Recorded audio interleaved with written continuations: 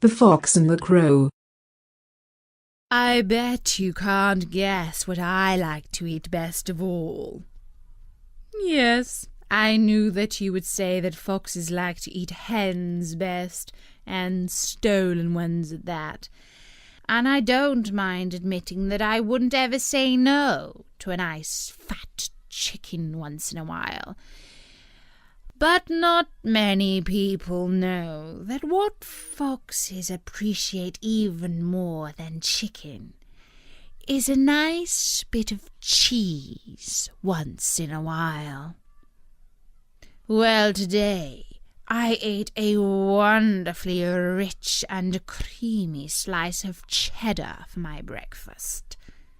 It was kindly given to me by a beautiful black-feathered bird whose voice is even more wonderful than her looks.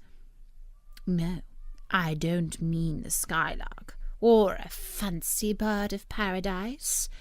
I'm talking about Miss Crow up in the tree. It was a fine, bright morning, and I was following my sharp nose through the woods in search of a bite to eat, when I caught a cheesy smell on the breeze. I looked up into the tree, and there on the branch I saw Miss Crow, looking terribly pleased with herself, for in her beak she held a large piece of cheese. It was stolen, no doubt, from the farmer over the hill, but I'm not one to go round accusing people of this and that. And so I called on my neighbour and said, "Good morning, Miss Crow. You are looking very lovely today, if I may say so."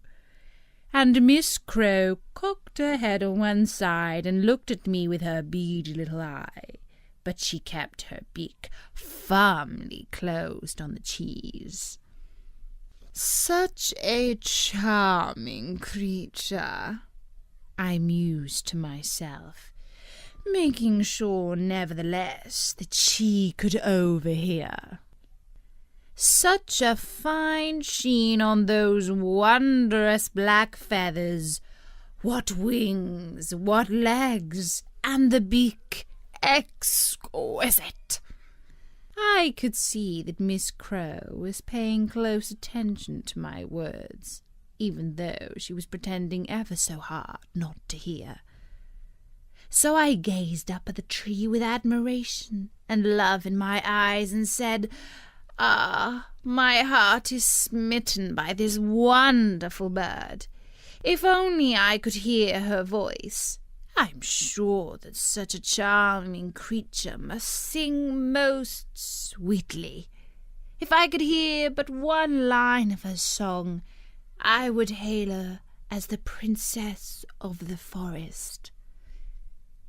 And now I could see my words had hit home.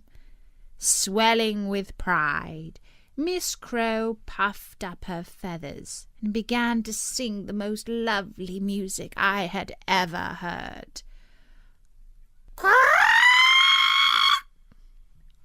"Well, all right. I know that you're saying that Miss Crow's voice is not exactly star quality, but to me that caw was just the sound that I'd been waiting for, because as soon as she opened her beak, the cheese fell to the ground, and I snapped up my breakfast. Which only goes to show that flattery will get you everywhere.